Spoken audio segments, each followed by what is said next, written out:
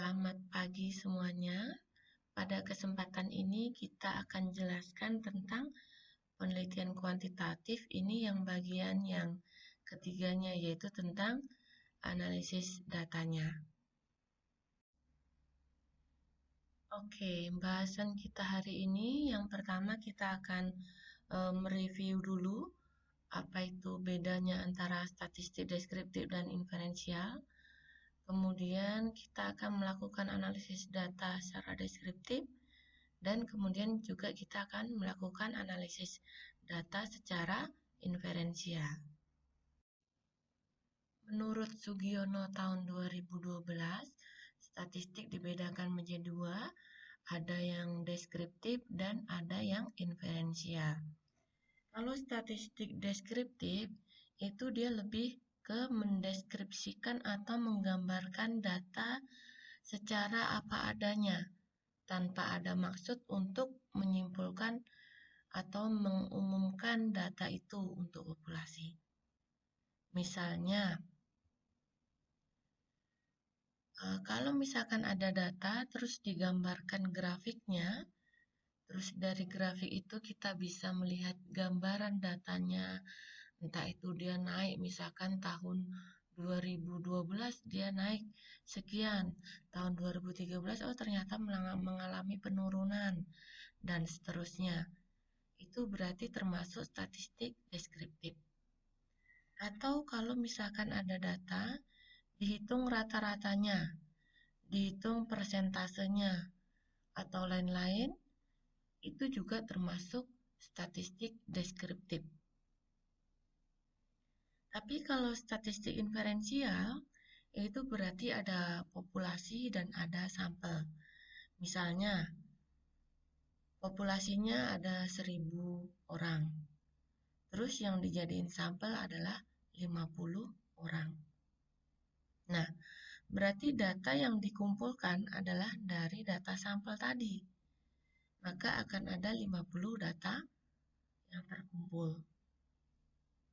50 data yang terkumpul tadi, datanya diolah, entah itu persentasenya, entah itu rata-ratanya. Nah, tapi dia tidak berhenti hanya menghitung rata-rata atau persentasenya tadi. Dia melanjutkan lagi dari hasil rata-rata atau persentase data sampel tadi dia gunakan untuk menyimpulkan kondisi atau keadaan populasinya. Ini dinamakan dengan statistik inferensial. Gimana caranya kita menyimpulkan populasi dari data sampel yang tersedia? Pakai yang pengujian hipotesis itu, yang dulu pernah diajarin di statistiknya, mata kuliah sebelumnya. Ini adalah salah satu contoh analisis data secara deskriptif, yaitu ada hasil kuesioner, terus kemudian dianalisis datanya, yang dilakukan oleh senior Anda, Kak Kezia Ayuningtyas tahun 2018, di mana judul tugas akhirnya adalah analisis usability aplikasi pinjam mobil berbasis web. Dia bikin aplikasi pinjam mobil berbasis web, terus kemudian dia analisis tingkat usability-nya pakai kuesioner. Di sini dia jumlah respondennya ada 30. Dia melakukan pengujian atau menyebarkan kuesioner itu tanggal 7 sampai 17 Juni 2018. Yang mana ada 5 poin di sini yang dia gunakan atau dia evaluasi atau analisis. Yang pertama itu adalah dari segi kemudahan aplikasinya, terus kemudian dari segi personalisasi atau customization-nya, kemudian dari download delay atau kecepatan pengguna menangkap informasi, terus kemudian dari konten aplikasinya, dan dari segi kepuasan penggunanya. Ada 5. Di sini kalau dilihat total pertanyaannya itu ada 10, K10, K1, K2, K3 sampai dengan K10. Yang mana kemudahannya tadi ada 3 pertanyaan. personalisasinya 2 pertanyaan, kemudian download delay-nya ada 2, kontennya ada 1, dan dari segi kepuasannya ada 2 pertanyaan. Ini adalah hasil kuesionernya, di mana masing-masing pertanyaan tadi pilihan jawabannya itu ada yang sangat setuju, setuju, ragu-ragu, tidak setuju, dan sangat tidak setuju. Oke, kita mulai menganalisis hasil kuesionernya tadi.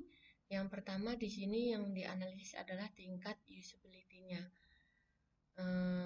Di dalam tabel ini itu merupakan rangkuman dari jawaban 30 responden yang sudah menjawab 10 pertanyaan kuesionernya tadi. Maka dirangkum menjadi satu tabel seperti ini.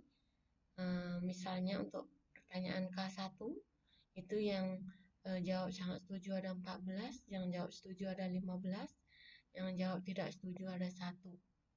Dan seterusnya semuanya dirangkum, kemudian dijumlahkan masing-masing. Dapatlah ketemu jumlahnya yang sangat setuju 108, setuju 152, ragu-ragu 30, tidak setuju 9, dan sangat tidak setujunya 0. Nah, sebelumnya kita kasih skor dulu nih. Yang sangat setuju kita kasih skor 5, setuju dikasih skor 4, ragu-ragu 3, tidak setuju 2, dan sangat tidak setujunya adalah 1. Baru kemudian kita kali-kalikan nih. Yang pertama adalah skor untuk yang sangat setuju. Karena jumlahnya tadi ada 108, berarti kita kalikan dengan 5. Karena skor sangat setuju itu adalah 5. Baru kemudian dijumlahkan dengan skor yang setujunya. Berarti 4 dikali 152. 4 itu dari skor setuju 4. Dikali dengan jumlahnya 152. Terus kemudian ragu-ragu 3 dikali 30. Tidak setuju 2 dikali 9, dan sangat tidak setujunya 1 dikali 0. Baru kemudian dibagi dengan 5 kali 10 kali 30. 5 ini adalah asumsinya adalah skor maksimal atau jika semua responden menjawab skor maksimal sangat setuju. Itu berarti skornya adalah 5, sangat setuju. Jumlah pertanyaannya 10 pertanyaan tadi dijawab semuanya dengan sangat setuju. Berarti 5 dikali 10. Karena ada 30 responden, berarti kita kali 30. 5 dikali 10 dikali 30. Itu pembaginya. Skor maksimalnya. Dikali, dijumlahin, dapatlah hasilnya 1256 dibagi dengan 1500. Dapatnya adalah 0,8373. Atau ini sama dengan 84%. Berarti tingkat usability-nya dari aplikasi pinjam mobilnya adalah 84%.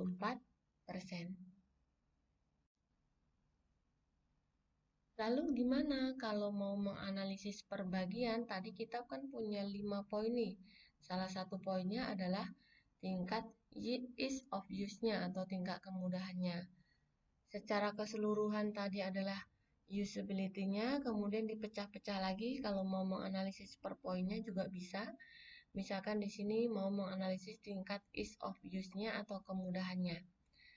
Nah, di ease of use dia punya 3 pertanyaan. Berarti ya ini aja yang kita rangkum atau kita ambil yang 3 pertanyaan untuk ease of use. Caranya masih sama. Yang membedakan adalah jumlah pertanyaannya aja. Kalau usability tadi pertanyaannya ada 10 karena dia semua pertanyaan. Sedangkan kalau ease of use, untuk poin ease of use pertanyaannya ada 3. Berarti yang kita gunakan adalah 3 pertanyaan saja. Nah, kali-kalinya masih sama caranya. Berarti untuk skor yang sangat setuju, kita kalikan 5 dikali dengan jumlahnya 42. Skor setuju 4 dikali 44. Skor ragu-ragu 3 dikali 2. Skor tidak setuju 2 dikali 1. Dan skor sangat tidak setujunya adalah 1 dikali 0. Sedangkan untuk skor maksimalnya, skor maksimal itu adalah anggaplah semua responden, 30 responden menjawab 3 pertanyaan ease of use atau kemudahan tadi dengan jawaban sangat setuju, maka skornya akan menjadi 5 dikali 3 dikali dengan 30.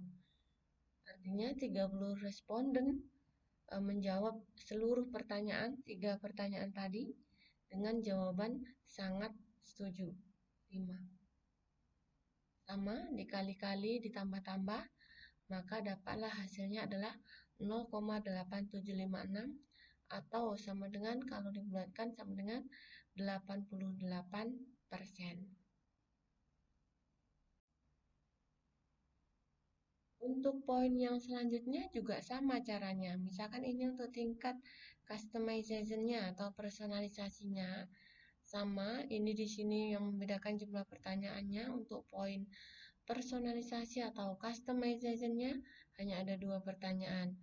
Maka caranya juga sama, dikali-kali ditambah-tambah, baru kemudian pembaginya adalah 5 dikali 2 dikali 30.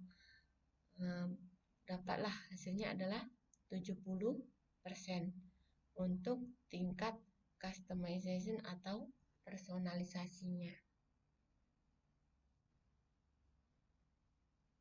Ini hasil untuk yang tingkat download delay-nya, ada dapat 87%. Caranya masih sama dengan yang sebelumnya tadi. Tingkat kontennya ini dapat ketemu 89%. Tingkat satisfaction atau kepuasan penggunanya dapat 86%.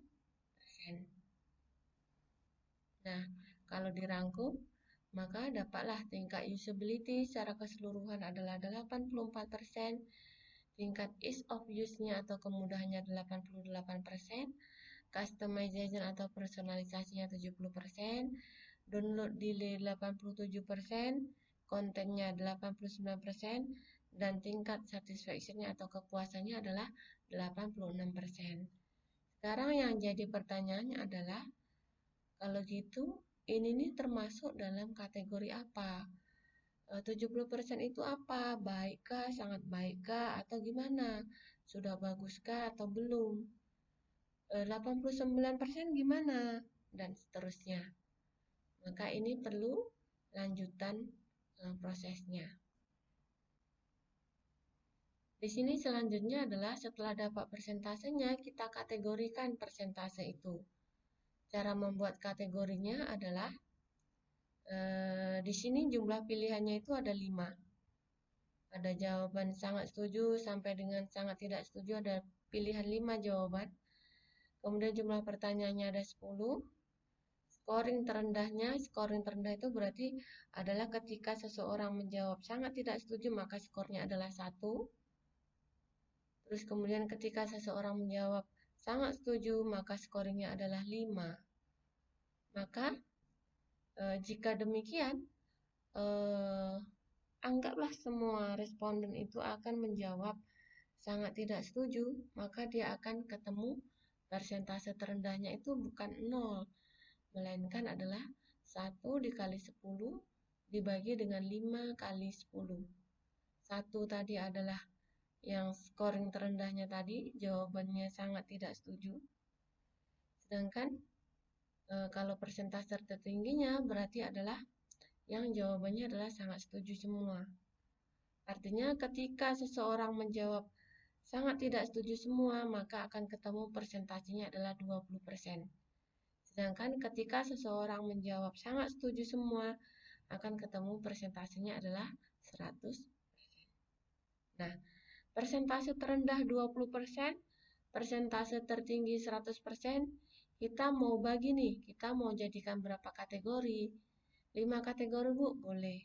3 kategori, Bu? Boleh. Tinggal dibagi aja. Ini misalnya mau dibagi menjadi 5 kategori. Dari persentase terendahnya 20%, persentase tertingginya 100% dibagi 5. Maka pembagiannya dapatnya seperti ini. 20% sampai 35% itu kategorinya tidak baik. 36% sampai 51% kategorinya kurang baik.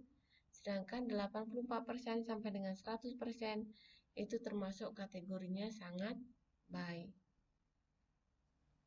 Nah, sehingga dari nilai persentase tadi dapatlah kita sebut nih, nggak hanya dari nilai persentasenya saja, melainkan juga kategorinya.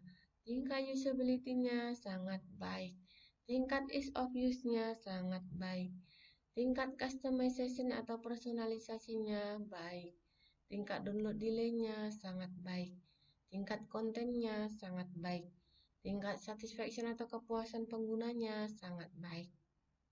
Ini hasilnya. Tapi ingat, ini semuanya ini tadi itu baru analisis untuk data sampel. Artinya ini adalah analisis deskriptifnya untuk sampel. Tingkat usability-nya sangat baik, ini hanya boleh diberlakukan untuk sampelnya, belum nyampe ke populasi.